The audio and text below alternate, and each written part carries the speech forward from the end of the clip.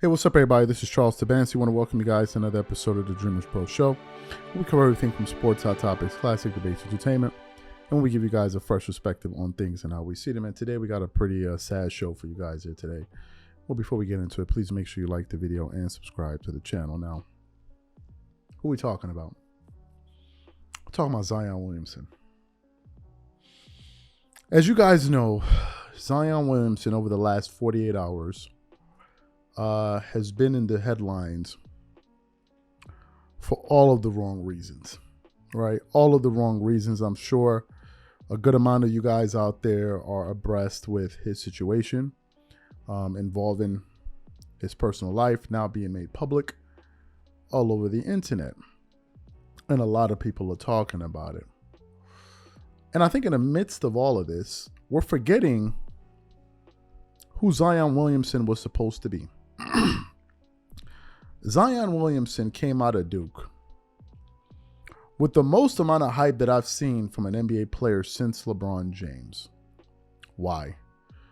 Because Zion Williamson was a 6'6", 6'7", however you want to characterize him, forward who had athletic abilities of that of Blake Griffin, Sean Kemp. You know, he was in this echelon of athleticism. But what made it even more remarkable was that you had a 6'6" kid jumping out of the arena while weighing close to 300 pounds. That's what really made it even more impressive. The level of force and torque that Zion played with was unlike anything I have ever seen.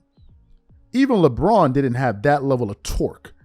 Zion played with so much torque that at one point his shoe in a college game actually exploded on his foot. Crazy stuff.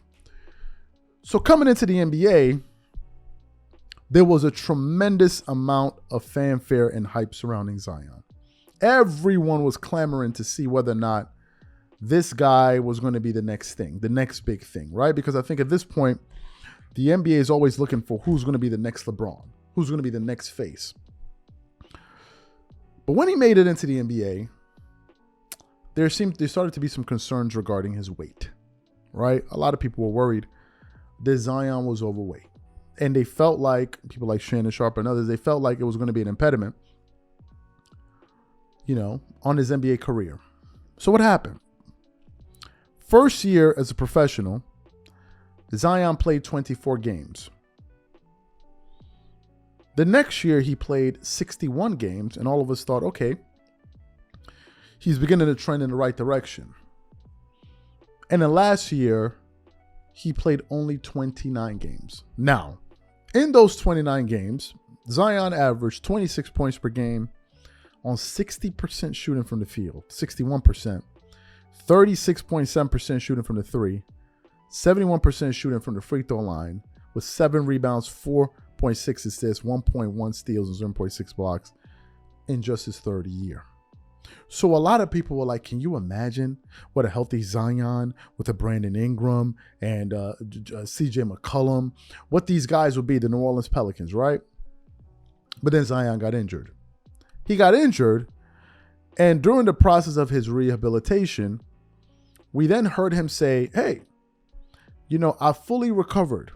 I've been able to make a full recovery, but mentally, I'm not in the right place right now to come back and play in the NBA. And some of us asked, what the hell does that even mean? You're not in a mental space to come back and play in the NBA. You're supposed to be there. I mean, isn't that your job? Aren't you being paid to do it? And then 2 days ago happened. Zion comes out on social media, announces some big news for him and his family. Shortly after that, another person that Zion is affiliated with decided that they were also going to announce some news all over social media. And since that point, it has been an absolute embarrassment for Zion Williamson. An absolute embarrassment. I have never seen anything like this on this level. Zion is being talked about more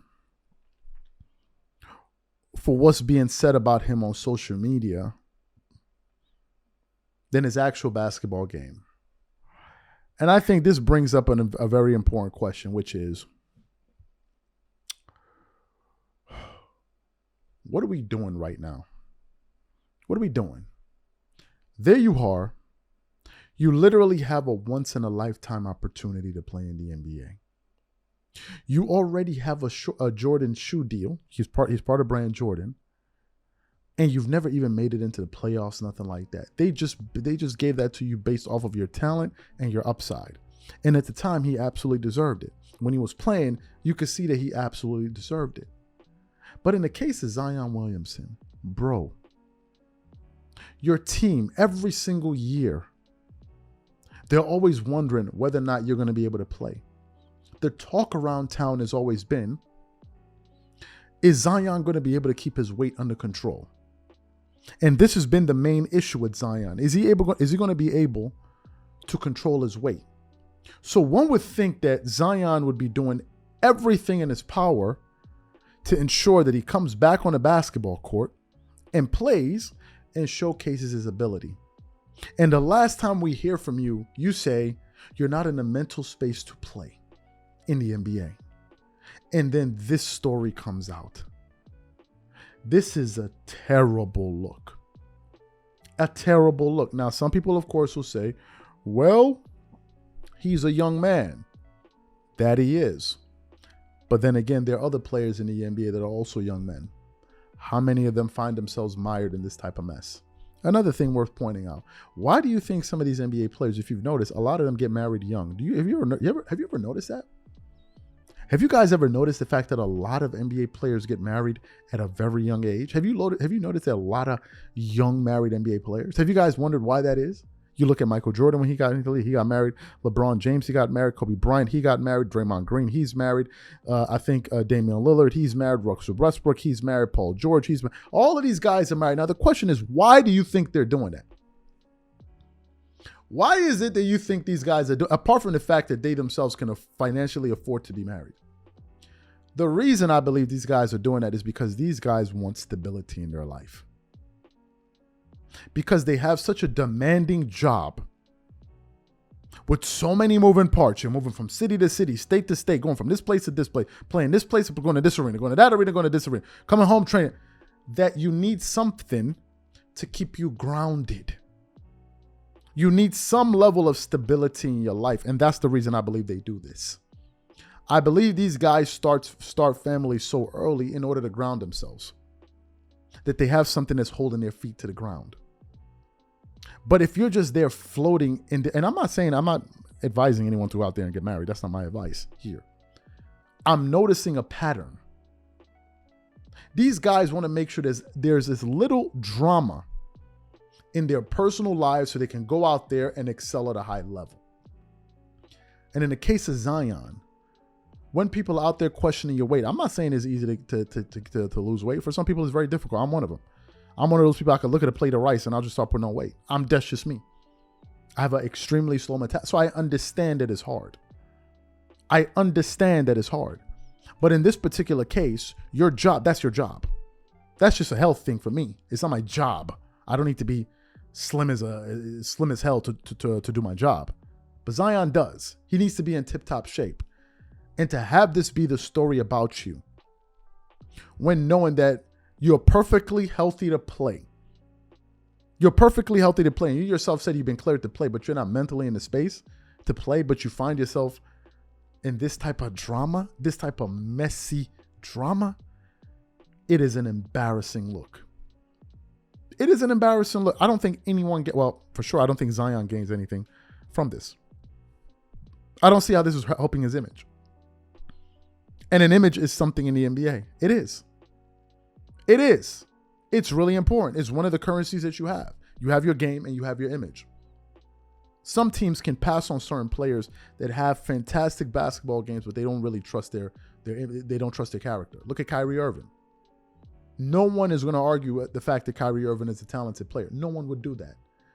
The question is always around his character. Is Kyrie going to do this? Is he going to say this? Is he going to be a loaf? Is he going to, is he going to blow up the locker? This is the question with Kyrie, and it happens to so many guys. Look at Zion. I mean, not Zion, John Morant. He has an excellent basketball game, but now it's about his character. So to me, man, I think this is an absolute embarrassment to find yourself in this kind of mess at this age. And the thing that gets me is this, and I'll close on this. It's not like as if there isn't a blueprint out there on what it is on how to be a successful NBA player and have a successful career. There's so many players that have had successful. You could just literally look at their lives and mirror it.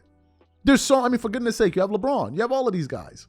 So it's not like as if it's some mystery. It's not a mystery. You just look at successful people. You'll see that they have habits. You know, if you need to understand how to become a successful basketball player with a pristine image, go look at LeBron James. I mean, it's right there.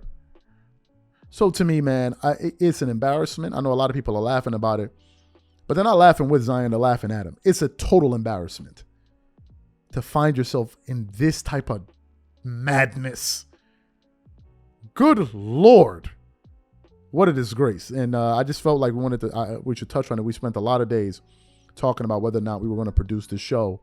And I said that the only way I'd be able to talk about this is if I have an intelligent approach. Because I'm not going to come up here and start reading tweets. We all know this.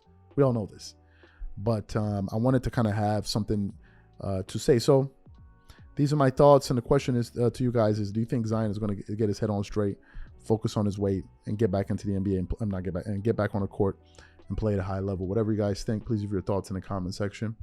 Catch you on the next show. Peace.